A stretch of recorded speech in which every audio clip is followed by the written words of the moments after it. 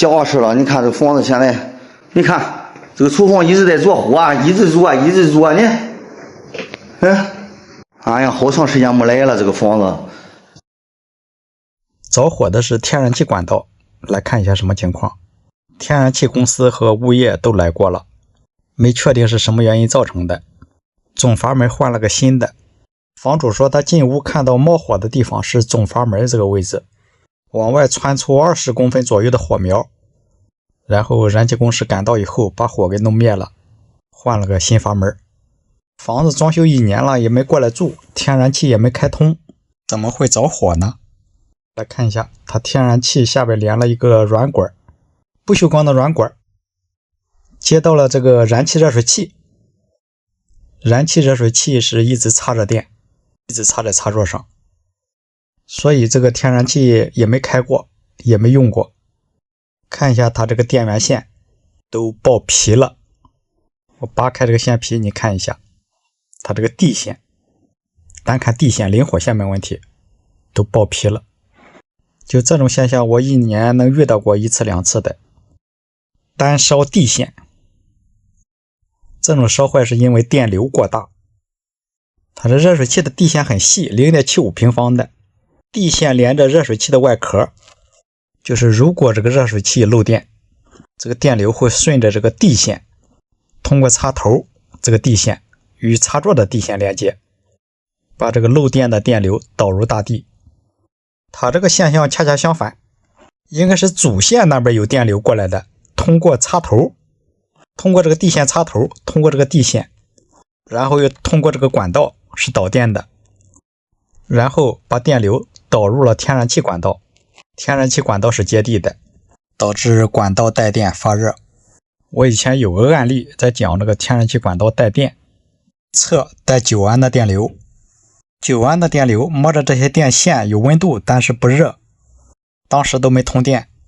天然气这个管道也有温度，温度最高的时候，那个房主说都烫手，你都不敢摸，管道都有胶皮味，电线也烫手。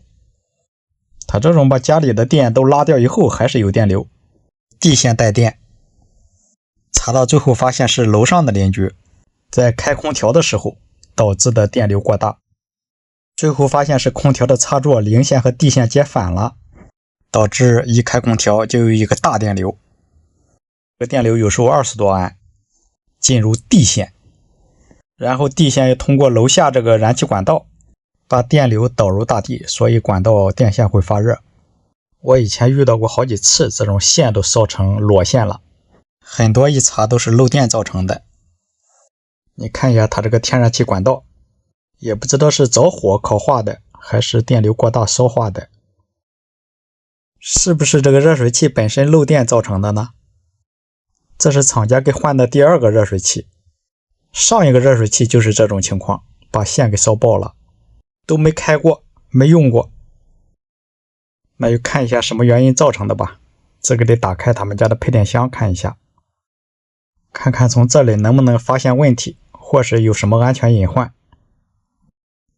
先用电笔测量，用电笔测量零火线，测量地线排正常，原来的主线掐断了没用，这后来自己下的新线，这地线不带电是正常的。送下电。这合不上了啊，这坏的。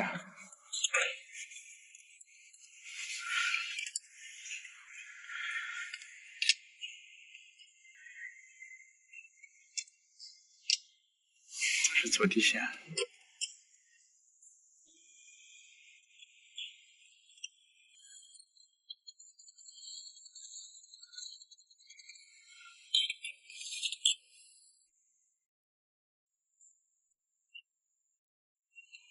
零线不带电，地线不。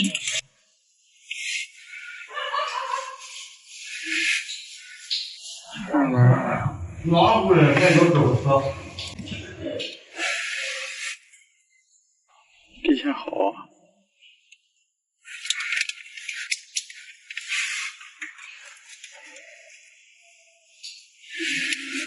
零线地线都很好啊。啊，没问题，它这个地线也做得很好啊。那它怎么能击穿了地线？没关系，它那个地线都没电了。这个地线是以前的老地线，老火线地线都没电了，都没有电。现在这块是新的，这块是新下的地线，这个是新下的。他们家地线接的不知道地下那一块好不好，我得去楼下看一下，物业的师傅把楼下的配电箱门给打开了，去看一下。哎，都在这住。有时候得等，它漏这个电。哇，你别笑，咱是等很长时间，它不用电器的话，它就不漏。对呀，它好像2楼是不是漏啊？或怎么回事？我看啊。接过来了，都有地线。你得等，谁家在用电？不是漏电保护器，谁家漏电它也不跳。得等很长时间。他确定吗？啊，这是你家的地线，这是用户家的地线，是加储藏室的地线。狗脚都不等，你知道吗？这是谁家现在还没用那个电器，一般用空调才会出现这样的情况。还有热水器，好像2楼热水器漏电。啊，他说过一堆。哎，你看这底下这个后边是不是？哦，这个像，这要是个接地排的话像。是个接地排。是个接地排的话就，是个接地排，你看看，是从这里接了个箱子上了，你看看。它接了个零线和地线接在一起了。不是。啊，这不是蓝色零线吗？蓝色的零线和什么压紧啊？它没压紧，就是有地线它没压紧。地线为什么要跟零都没压紧？那它上面都没压紧，它上面打光光。那就是。地线在上面打光光，虚接的，地线都是虚接的。主要是它的地线为什么要跟零线接在一起？这就是个问题。二次接地嘛，但是，零线走零线过来以后接到接地排上，接地排接了个接地。这都是这个人过来以后。这过来以后，这个压的挺好，这个压的很结实。这样，修不到电，你看它修成啥样了那个？对，我一看它修。现在测一下从地下上来的接地体与火线之间有没有220的电压。生锈影响电压。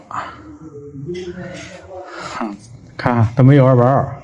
它和这个地线就没有220。正常的话是测出220。对，正常能测出。这说明是这个地线。它这个地线生锈，它就没有220。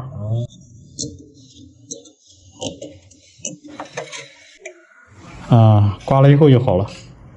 所以说生锈，你别看这个锈，你要是不刮掉的话，它就虚接，就没有220。刮掉锈以后就好了。你测到旁边带锈的地方，看。旁边带锈的地方呢没有，所以说它这个地线没接好。再看一下它这个地线都没压地线那个螺丝都没紧，就挂到上边了。这样再加上这个接地体是生锈的，全都处于虚接的状态，这样导电肯定不好。物业管，他得把这一块紧了，然后他这。物业这比你们什么也不懂。它什么也不懂这块，因为咱们没有全处理啊，这块。对。这块如果是咱们给你处理的话，他会觉得你们是违规的。对。你动了问题是你们的，全是你们的责任，这不属于咱们那个动的。这个接地可以单独做接地啊，对，而且都没压好。对。这个零线可以不要。可以不要。可以不要。要了更多油了。他要了的话，即使这个零线没用的话，这个地线就是零线了。这样会烧电器的。是啊。地线它永远赶不上这个接地体做出来的接地体，它永远赶不上从变压器给拉过来这个零线好。所以接地体这一块要打磨出来，然后把螺丝给压紧，防止虚接。哦，同时在活动，同时在活动，它是。我给它拽出来的，它别，同时在活动，同时跟别的之间是有间隙。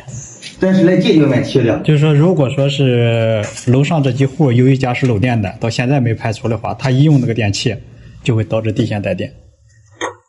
他现在没用那个电器，也就是说，着火这10几天或者是几天之内，他们用了一次电，导致的那个烧成那个样。今天没用，今天用的话，这个地线会带电的。他这一会儿压的都很好，但是接路的能看出来。太长。现在没用都。你看到吗？它这个总地线接这来了，总地线压那来了。这个它从底下上来那个。这个地线派，地线派，但是它压这个地线，在上面都是虚接的，能看出来，它都没压那个螺丝。它下不了大地就会通过他们家这个地线上俺家去，俺家去了，俺去烧了。通过它的燃气管道，烧燃气管道把皮条又烧化了，引起的火。它天然气管道接地很好，所以通过天然气的管道进入大地了。换了，就这了。另外，它这个鼻子，你看要不要处理这一块？你看一下，你懂这一块，你看我给你照一下，你看看。我看看，你对这一块比我懂，是不是需要重新接？有点活动了。我回去把接地做好了，把这一块处理好了，应该这个问题就解决了。